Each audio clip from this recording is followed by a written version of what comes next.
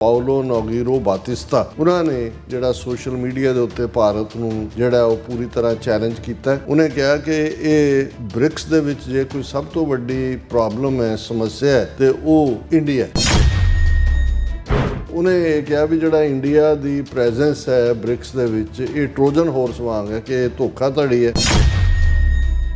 ਉਹਨੇ ਕਿਹਾ ਵੀ ਇੱਕੋ ਵੇਲੇ ਮੋਦੀ ਇਜ਼ਰਾਈਲ ਦੀ ਹਮਾਇਤ ਵੀ ਕਰ ਰਹੇ, ਨੈਤਨਯਾਹੂ ਜੋ ਜੈਨੋਸਾਈਡ ਕਰ ਰਿਹਾ ਗਜ਼ਾ ਦੇ ਵਿੱਚ, ਭਾਰਤ ਉਹਦੀ ਵੀ ਹਮਾਇਤ ਕਰ ਰਿਹਾ। ਔਰ ਨਾਲ ਉਹਨਾਂ ਨੇ ਕਿਹਾ ਵੀ ਇਹ ਕਿਵੇਂ ਹੋ ਸਕਦਾ ਹੈ ਕਿ ਦੋਨਾਂ ਦੇ ਬੜੇ ਚੰਗੇ ਸਬੰਧ ਹੋਣ, ਨੈਤਨਯਾਹੂ ਵੀ ਔਰ ਮੋਦੀ ਦੀ।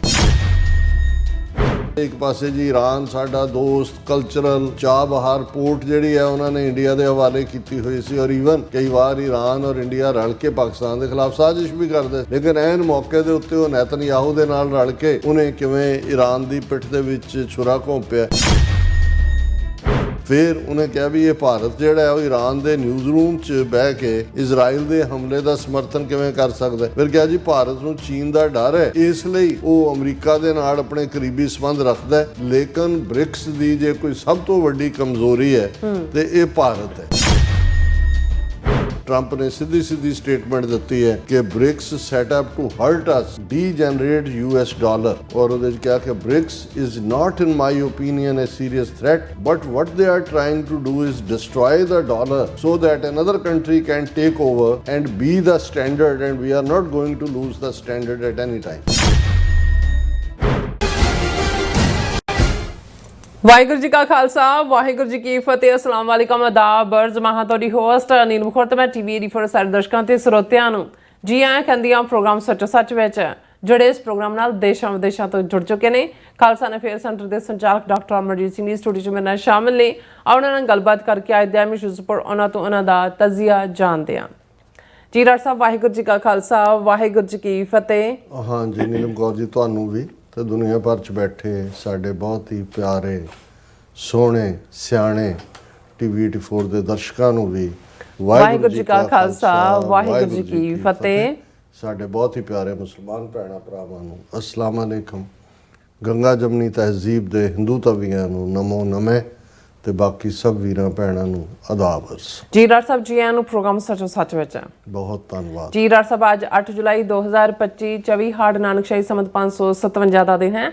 ਤੇ ਡਾਕਟਰ ਸਾਹਿਬ, ਪ੍ਰੋਗਰਾਮ ਸ਼ੁਰੂ ਕਰਨ ਤੋਂ ਪਹਿਲਾਂ ਅਸੀਂ ਦਰਸ਼ਕਾਂ ਤੇ ਸਰੋਤਿਆਂ ਨੂੰ ਹਮੇਸ਼ਾ ਤਰ੍ਹਾਂ ਦੱਸਦੀ ਵਿਊਅਰਸ, ਜੇ ਤੁਸੀਂ ਹੱਕ, ਸੱਚ, ਇਨਸਾਫ ਤੇ ਪੈਰਾ ਦਿਨ ਦਾ ਇੱਕੋ ਇੱਕ ਚੈਨਲ TV 84 ਨੂੰ ਦੇਖਣਾ ਚਾਹੁੰਦੇ ਹੋ ਤਾਂ ਤੁਸੀਂ ਦੇਖ ਸਕਦੇ ਹੋ ਸਪੈਕਟਰਮ ਕੇਬਲ, ਆਰਸਨ ਕੇਬਲ, ਗਲਫ ਫਰਮ ਕੈਨੇਡਾ, roku, ਜਾਦੂ ਬਾਕਸ, ਸ਼ਾਵਾ, ਫੇਸਬੁੱਕ TV 84 ਦੀ ਐਪ ਰਾਹੀਂ online streaming and IP box ਤੇ ਤੁਸੀਂ TV 84 ਨੂੰ ਦੇਖ ਸਕਦੇ ਹੋ। ਵਿਊਅਰਸ, ਜੇ ਤੁਸੀਂ TV 84 ਜਾਂ ਪ੍ਰੋਗਰਾਮ ਸੱਚੋ ਸੱਚ ਨਾਲ ਫੇਸਬੁੱਕ ਰਾਹੀਂ ਜੁੜੇ ਹੋ ਤਾਂ ਇਸ ਨੂੰ ਵੱਧ ਤੋਂ ਵੱਧ ਲਾਈਕ ਕਰੋ ਤੇ ਸ਼ੇਅਰ ਕਰੋ, ਅਤੇ ਨਾਲ ਹੀ YouTube ਤੇ ਸਬਸਕ੍ਰਾਈਬ ਵੀ ਕਰੋ। ਇਹ ਵੀ ਦੱਸ ਦਿਓ ਕਿ ਤੁਸੀਂ TV 84 ਦੀ ਐਪ ਨੂੰ ਐਂਡਰੋਇਡ ਐਂਡ ਐਪ ਸਟੋਰ ਤੇ ਡਾਊਨਲੋਡ ਕਰਕੇ ਜੋ TV 84 ਦੀ ਲਾਈਵ ਸਟ੍ਰੀਮ ਹੈ ਇਸ ਨੂੰ ਤੁਸੀਂ 24 ਆਵਰਸ ਦੇਖ ਸਕਦੇ ਹੋ। ਸੋ ਵਿਊਅਰਸ, ਪ੍ਰੋਗਰਾਮ ਦੀ ਸ਼ੁਰੂਆਤ ਕਰਨ ਜਾ ਰਹੇ ਹਾਂ। ਅੱਜ ਇਸ ਵੀਕ ਦਾ ਪਹਿਲਾ ਪ੍ਰੋਗਰਾਮ ਕਰਨ ਜਾ ਰਹੇ ਹਾਂ ਔਰ ਆਸ ਕਰਦੇ ਹਾਂ ਜਿਹੜਾ ਤੁਹਾਡਾ ਵੀਕਐਂਡ ਹੈ ਬਹੁਤ ਹੀ ਵਧੀਆ ਗੁਜ਼ਰਿਆ ਹੋਏਗਾ। ਸੋ ਜਿਸ ਤਰ੍ਹਾਂ ਕਿ ਡਾਕਟਰ ਸਾਹਿਬ ਕੋਲੋਂ ਆਪਾਂ ਪੁੱਛਦੇ ਹਾਂ ਕਿ ਉਹਨਾਂ ਨੇ ਸ਼ਹੀਦੀ ਕਾਨਫਰੰਸ ਕੈਲੀਫੋਰਨੀਆ ਵਿੱਚ ਉਹ ਗਏ ਨੇ ਔਰ ਉਹਨਾਂ ਨੇ ਉਸ ਟ੍ਰਿਪ ਦੌਰਾਨ ਉਹਨਾਂ ਨੇ ਕਾਫੀ ਸੰਗਤਾਂ ਨਾਲ ਜਿਹੜੇ ਉਹਨਾਂ ਨੇ ਵਿਚਾਰ ਵੀ ਸਾਂਝੇ ਕੀਤੇ, ਪੰਥਕ ਵਿਚਾਰਾਂ ਵੀ ਹੋਈਆਂ ਨੇ, ਸਿੱਖ ਸੰਗਤਾਂ ਦੇ ਰੂਬਰੂ ਵੀ ਹੋਵੇ ਨੇ, ਉਸ ਬਾਰੇ ਵੀ ਆਪਾਂ ਗੱਲਬਾਤ ਕਰਾਂਗੇ।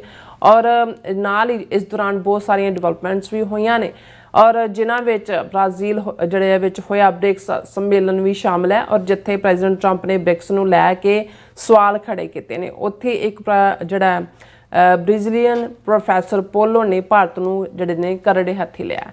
ਸੋ ਇਸ ਦੇ ਹਵਾਲੇ ਨਾਲ ਆਪਾਂ ਗੱਲਬਾਤ ਕਰਨ ਜਾ ਰਹੇ ਹਾਂ, ਜਿਹੜੇ ਜਿਸ ਤਰ੍ਹਾਂ ਕਿ ਸਾਡੇ ਪ੍ਰੋਗਰਾਮ ਨੂੰ ਸਪਾਂਸਰ ਕੀਤਾ ਜਾਂਦਾ ਹੈ ਤੁਹਾਡੇ ਸਭ ਵੀਰਾਂ ਭੈਣਾਂ ਵੱਲੋਂ। ਸੋ ਅੱਜ ਦੇ ਪ੍ਰੋਗਰਾਮ ਨੂੰ ਸੱਚੋ ਸੱਚ ਨੂੰ ਸਪਾਂਸਰ ਕੀਤਾ ਗਿਆ ਹੈ ਹਿਊਸਟਨ ਟੈਕਸਸ ਤੋਂ ਸਰਦਾਰ ਹਰਦਮ ਸਿੰਘ ਆਜ਼ਾਦ ਜੀ ਵੱਲੋਂ ਉਹਨਾਂ ਨੇ TV 84 ਦੀ ਜਿਹੜੀ ਸ਼ਲਾਘਾ ਕੀਤੀ ਹੈ ਔਰ ਵੱਧ ਤੋਂ ਵੱਧ ਡੋਨੇਟ ਕਰਨ ਲਈ ਕਿਹਾ। ਸੋ ਅੱਜ ਦੀ ਸਪਾਂਸਰਸ਼ਿਪ ਲਈ ਅਸੀਂ ਸਰਦਾਰ ਹਰਦਮ ਸਿੰਘ ਆਜ਼ਾਦ ਜੀ ਹੋਰਾਂ ਦਾ ਤਹਿ ਦਿਲ ਤੋਂ ਧੰਨਵਾਦ ਕਰਦੇ ਹਾਂ। ਤੁਹਾਨੂੰ ਵੀ ਅਪੀਲ ਤੇ ਬੇਨਤੀ ਕਰਦੇ ਹਾਂ ਕਿ ਤੁਸੀਂ ਪ੍ਰੋਗਰਾਮ ਸੱਚੋ ਸੱਚ ਨੂੰ ਵੱਧ ਤੋਂ ਵੱਧ ਸਪਾਂਸਰ ਕਰੋ। ਸਪਾਂਸਰਸ਼ਿਪ ਲਈ ਤੋਂ ਸਾਨੂੰ ਕਾਲ ਕਰ ਸਕਦੇ ਹੋ ਸਾਡੇ ਫੋਨ ਨੰਬਰ ਤੇ 5166619184।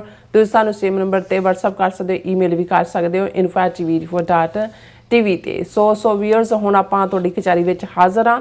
ਸੋ ਗੱਲਬਾਤ ਕਰਨ ਜਾ ਰਹੇ ਹਾਂ ਡਾਕਟਰ ਸਾਹਿਬ ਕੋਲੋਂ, ਉਹਨਾਂ ਦੀ ਜ਼ੁਬਾਨੀ ਪੁੱਛਦੇ ਹਾਂ ਉਹਨਾਂ ਦਾ ਵੀਕਐਂਡ ਐਂਡ ਜੋ ਵੀ ਕੈਲੀਫੋਰਨੀਆ ਦੇ ਵਿੱਚ ਉਹਨਾਂ ਦੀਆਂ ਸ਼ਹੀਦੀ ਕਾਨਫਰੰਸ ਵਿੱਚ ਜੋ ਵੀ ਵਿਚਾਰਾਂ ਹੋਈਆਂ ਨੇ। ਜੀ ਡਾਕਟਰ ਸਾਹਿਬ, ਕੀ ਕਹਿਣਾ ਚਾਹੋਗੇ? ਸਭ ਤੋਂ ਪਹਿਲਾਂ ਤਾਂ ਅੱਜ ਦੇ ਪ੍ਰੋਗਰਾਮ ਨੂੰ ਸਪਾਂਸਰ ਕਰਨ ਲਈ ਅਸੀਂ ਹਿਊਸਟਨ ਵਾਸੀ ਡਾਕਟਰ ਹਰਦਮ ਸਿੰਘ ਆਜ਼ਾਦ ਉਹਨਾਂ ਦਾ ਸ਼ੁਕਰੀਆ ਅਦਾ ਕਰਦੇ ਹਾਂ। ਇਹ TV 84 ਦੇ ਪੱਕੇ ਇਕੱਲੇ ਐਡਮਾਇਰਰ ਹੀ ਨਹੀਂ, ਸਾਡੀ ਆਰਥਿਕ ਤੌਰ 'ਤੇ ਕਾਫੀ ਮਦਦ ਕਰਦੇ ਨੇ। ਔਰ ਡਾਲਸ ਦੀ ਫੇਰੀ ਦੌਰਾਨ ਵੀ ਚੇਚਾ, ਹਾਲਾਂਕਿ ਆਲਮੋਸਟ 4 ਘੰਟੇ ਦੀ ਡਰਾਈਵ ਹੈ ਹਿਊਸਟਨ ਤੋਂ ਡਾਲਸ, ਡਾਕਟਰ ਆਜ਼ਾਦ ਔਰ ਸਾਡੇ ਵੀਰ ਸਰ ਜਰਨੈਲ ਸਿੰਘ ਇਹ ਉੱਥੇ ਪਹੁੰਚੇ, ਜਿੱਥੇ ਉਹ ਉਸ ਦੀਵਾਨ ਦਾ ਵੀ ਹਿੱਸਾ ਬਣੇ। ਉਹਨਾਂ ਨੇ ਡਾਕਟਰ ਰਣਜੀਤ ਸਿੰਘ ਹੋਰਾਂ ਨੂੰ ਟ੍ਰਿਬਿਊਟ ਦਿੱਤੀ, ਘੱਲੂਘਾਰਾ 84 ਨੂੰ ਜਿਹੜਾ ਯਾਦ ਕੀਤਾ, 41ਵੀਂ ਦੁਖਦ ਯਾਦ ਨੂੰ।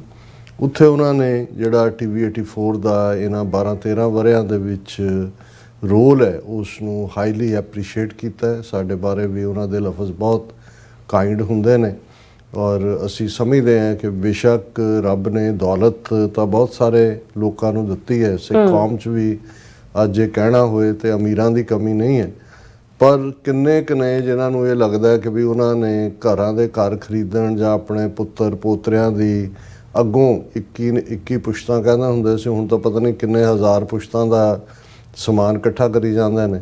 ਲੇਕਿਨ ਬਹੁਤ ਥੋੜੇ ਨੇ ਜਿਨ੍ਹਾਂ ਨੂੰ ਇਹ ਖਾਸ ਤੌਰ 'ਤੇ ਜਿਨ੍ਹਾਂ ਦੇ ਕੋਲ ਰਿਸੋਰਸ ਨੇ ਜਾਂ ਜਿਹੜੇ ਸੱਚਮੁੱਚ ਰਿਚ ਨੇ ਕਿ ਉਹਨਾਂ ਨੇ ਵਾਪਸ ਕੁਛ ਕੌਮ ਨੂੰ ਵੀ ਦੇਣਾ ਹੈ, ਪੰਥ ਲਈ ਵੀ ਕੁਛ ਕਰਨਾ ਹੈ। ਸੋ ਡਾਕਟਰ ਆਜ਼ਾਦ ਮੈਂ ਸਮਝਦਾ ਵੀ ਯੂਨੀਕ ਨੇ ਇਸ ਮਾਮਲੇ ਦੇ ਵਿੱਚ ਕਿ ਉਹ ਇਕੱਲਾ ਸਾਡੀ ਨਹੀਂ ਜਾਂ TV 84 ਹੀ ਨਹੀਂ, ਹੋਰ ਵੀ ਜਿਹੜੇ ਪ੍ਰੋਜੈਕਟ ਨੇ ਉਹਨਾਂ ਦੀ ਲਿਬਰਲੀ ਮਦਦ ਕਰਦੇ ਨੇ ਔਰ ਬਹੁਤ ਸਕਸੈਸਫੁਲ ਬਿਜ਼ਨਸਮੈਨ ਨੇ। ਉਹਨਾਂ ਨੇ hundreds of millions the empire ਖੜਾ ਕੀਤਾ ਹੈ ਔਰ ਉਹ ਬੜੇ ਫਖਰ ਨਾਲ ਆਪਣੇ ਹਰ ਪ੍ਰੈਜੈਂਟੇਸ਼ਨ ਦੇ ਵਿੱਚ ਡਾਲਸ ਵੀ ਉਹਨਾਂ ਨੇ ਕਿਹਾ ਕਿ ਮੈਂ 2 ਵਾਰ ਬੈਂਕਰਪਟਸੀ ਫਾਈਲ ਕੀਤੀ ਹੈ, ਇਸ ਕਿਸਮ ਦੇ ਮੇਰੇ ਹਾਲਾਤ ਬਣਦੇ ਗਏ। ਲੇਕਿਨ ਇਹ ਅਮਰੀਕਨ ਸਿਸਟਮ ਹੈ ਕਿ ਜਿੱਥੇ ਤੁਸੀਂ ਬਿਲਕੁਲ ਜੇਲ੍ਹ 'ਚ ਵੀ ਤੁਹਾਡਾ ਸਾਰਾ ਕੁਝ ਹੋ ਜਾਏ ਫਿਰ ਤੁਸੀਂ ਦੁਬਾਰਾ ਖੜੇ ਹੋ ਸਕਦੇ ਹੋ। ਔਰ ਉਹਨਾਂ ਨੇ ਕਿਹਾ ਵੀ ਉਹਦੀ ਉਦਾਹਰਣ ਮੈਂ ਕਿ ਵੀ ਮੈਂ ਇਹਦੇ ਬਾਵਜੂਦ ਕਿ ਬੈਂਕਰਪਸੀਆਂ ਫਾਈਲ ਕੀਤੀਆਂ ਲੇਕਿਨ ਵਾਪਸ ਨਾ ਆਪਣੇ ਪੈਰਾਂ 'ਤੇ ਹੋਇਆ, ਸਗੋਂ ਅੱਜ ਉਹਨਾਂ ਦੇ ਜਿਹੜਾ ਬਿਜ਼ਨਸ ਐਂਡੇਵਰ ਹੈ ਜਿਸ 'ਚ ਉਹ ਇਨਵੈਸਟ ਕਰਦੇ ਨੇ, ਬਹੁਤ ਸਾਰਿਆਂ ਨੇ ਆਪਣੀ ਮਨੀ ਇਨਵੈਸਟ ਕੀਤੀ ਹੈ ਜਿਹਦੇ ਰਾਹੀਂ ਉਹਨਾਂ ਨੂੰ ਰੈਗੂਲਰ ਮੰਥਲੀ ਇਨਕਮ ਵੀ ਹੁੰਦੀ ਹੈ। ਹਾਲਾਂਕਿ ਕੋਵਿਡ ਦੇ ਚਲਦੇ ਆ ਜਿਹੜਾ ਉਹ ਡਾਊਨ ਪਲੇ ਵੀ ਹੋਈਆਂ ਕੁਝ ਚੀਜ਼ਾਂ, ਲੇਕਿਨ ਵਾਪਸ ਜਿਹੜਾ ਉਹ ਰਿਜ਼ਿਊਮ ਹੋ ਰਹੀਆਂ ਨੇ। ਸੋ ਅਸੀਂ ਡਾਕਟਰ ਹਰਦਮ ਸਿੰਘ ਆਜ਼ਾਦ ਦਾ ਸ਼ੁਕਰੀਆ ਅਦਾ ਕਰਦੇ ਹਾਂ। ਅੱਛਾ, ਇਹ ਵੀਕਐਂਡ ਜੁਲਾਈ 4th ਵੀਕਐਂਡ ਸੀ, ਕਿਉਂਕਿ ਸਾਡੇ ਵੀਰ ਤਰਸੇਮ ਸਿੰਘ ਟਲਹਿਰੀ ਜਿਹੜੇ ਕਿ ਆਲਮੋਸਟ 4 ਮਹੀਨੇ ਪਹਿਲਾਂ ਉਹਨਾਂ ਨੇ ਪਲਾਨ ਕਰਕੇ ਕਿ ਭਾਈ ਇਹ ਵੀਕਐਂਡ ਹੈ ਜਿਹਦੇ ਛੁੱਟੀ ਹੋਏਗੀ, ਐਕਸਟਰਾ ਡੇ ਹੁੰਦਾ ਹੈ, ਸਾਰਿਆਂ ਹੋਰਨਾਂ ਨੂੰ ਵੀ ਇਨਵਾਈਟ ਕੀਤਾ ਹੋਇਆ ਸੀ। ਪਰ ਮੈਂ ਇਸ ਵਾਰ ਰਿਅਲਾਈਜ਼ ਕੀਤਾ ਕਿਉਂਕਿ ਸਾਡੇ ਨਿਊਯਾਰਕ ਔਰ ਦੂਸਰੇ ਸਾਰੇ ਕਨੈਕਸ਼ਨਸ, ਉਹਨਾਂ ਨੂੰ ਲੱਗਾ ਕਿ ਵੀ ਕੋਈ ਕਿ ਹੁੰਦਾ ਇਸ ਮੌਕੇ ਵੀ ਤੁਸੀਂ ਚੱਲੇ ਹੋ। ਪਰ ਐਨੀਵੇ ਐਤਕੀ ਉਹਨਾਂ ਨੇ ਸਾਲ ਪਹਿਲਾਂ ਡਿਸਾਈਡ ਕਰ ਲਿਆ ਕਿ ਅਗਲੇ ਸਾਲ ਦੀ ਕਾਨਫਰੰਸ ਟਲਹਿਰੀ 'ਚ 28 ਜੂਨ 2026 ਨੂੰ ਹੋਏਗੀ। ਜਿਹੜਾ ਉਦੋਂ ਤੱਕ ਜਿਉਂਦਾ ਰਿਹਾ ਉਹ ਜ਼ਰੂਰ ਆਏਗਾ। ਲੇਕਿਨ ਉਹਨਾਂ ਦਾ ਜਿਹੜਾ ਪਿਆਰ ਹੁੰਦਾ ਹੈ ਔਰ ਜਿਸ ਅੰਦਾਜ਼ 'ਚ ਉਹ ਸ਼੍ਰੋਮਣੀ ਅਕਾਲੀ ਦਲ ਅੰਮ੍ਰਿਤਸਰ ਦੇ ਕੈਲੀਫੋਰਨੀਆ ਚੈਪਟਰ ਨੂੰ ਰਿਪਰੈਜ਼ੈਂਟ ਕਰਦੇ ਨੇ, ਪਰ ਉਹਨਾਂ ਦੀ ਸਿੰਪਲਿਸਿਟੀ, ਸਾਦਗੀ, ਪੰਥਕ ਕਮਿਟਮੈਂਟ ਦੇ ਥੱਲੇ ਉਹ ਆਲਮੋਸਟ ਹਰ ਜਥੇਬੰਦੀ ਨੂੰ ਹੀ ਪ੍ਰਵਾਨਿਤ ਨੇ। ਇਹੀ ਕਾਰਨ ਹੈ ਕਿ ਵੀ ਹਾਲਾਂਕਿ ਟਲਹਿਰੀ ਕੋਈ ਬਹੁਤ ਵੱਡਾ ਸ਼ਹਿਰ ਨਹੀਂ ਹੈ ਜਾਂ ਬਹੁਤ ਰਿਸੋਰਸ ਨਹੀਂ ਨੇ, ਉੱਥੇ ਬੜੇ ਲਿਮਟਿਡ ਜਿਹੜਾ ਹੈ ਉਹ ਉਹਨਾਂ ਦਾ ਪੰਥਕ ਦਾਇਰਾ ਕਾਰ ਹੈ, ਲੇਕਿਨ ਉਹ ਇੰਨਾ ਵੱਡਾ ਇਕੱਠ ਕਰ ਲੈਂਦੇ ਨੇ ਕਿ ਵੀ ਆਲਮੋਸਟ 4-5 ਘੰਟੇ ਚੌਕੜੀ ਮਾਰ ਕੇ ਬਹਿਣਾ ਤੇ ਫਿਰ ਆਵਾਜਾਈ ਵੀ, ਅੰਦਰ ਹਾਲ ਭਰਿਆ ਹੁੰਦਾ ਹੈ, ਬਾਹਰ ਵਰਾਂਡੇ ਦੇ ਵਿੱਚ ਲੰਗਰ ਹਾਲ ਦੇ ਵਿੱਚ ਤੱਕ ਵੀ ਸੰਗਤ ਹੁੰਦੀ ਹੈ। ਔਰ ਇਸ ਵਾਰ ਵੀ ਉਹਨਾਂ ਨੇ ਵੱਡੇ ਪੈਮਾਨੇ ਦੇ ਉੱਤੇ ਜਿੱਥੇ ਲੋਕਲ ਸੰਗਤ ਦਾ ਉਤਸ਼ਾਹ ਸੀ, ਕਵੀਸ਼ਰ ਜਥੇ ਭਾਈ ਮਹਿਲ ਸਿੰਘ ਉਹਨਾਂ ਦੇ ਸਪੁੱਤਰ ਜਿਹੜੇ ਹੁਣ ਬੇਕਰਸਫੀਲਡ ਰਹਿੰਦੇ ਨੇ ਔਰ ਪੰਥਕ ਜਿਹੜੇ ਨੇ ਉਹ ਕਵੀਸ਼ਰ ਨੇ, ਉਹਨਾਂ ਨੂੰ ਇਨਵਾਈਟ ਕੀਤਾ ਹੋਇਆ ਸੀ। ਡਾਕਟਰ ਇਕਦਾਰ ਕਰਾਮਤ ਚੀਮਾ ਆਲ ਦਾ ਵੇ UK ਤੋਂ ਫਲਾਈ ਕਰਕੇ ਸਿਰਫ ਇਸ ਸਮਾਗਮ 'ਚ ਸ਼ਾਮਲ ਹੋਣ ਲਈ ਆਏ, ਮੈਨੂੰ ਵੀ ਇਨਵਾਈਟ ਕੀਤਾ ਹੋਇਆ ਸੀ। ਔਰ ਇਸ ਮੌਕੇ ਦੇ ਉੱਤੇ ਉਹ ਯਕੀਨੀ ਬਣਾਉਂਦੇ ਨੇ ਕਿ ਸ਼ਹੀਦ ਪਰਿਵਾਰਾਂ ਦਾ ਸਨਮਾਨ ਕੀਤਾ ਜਾਏ।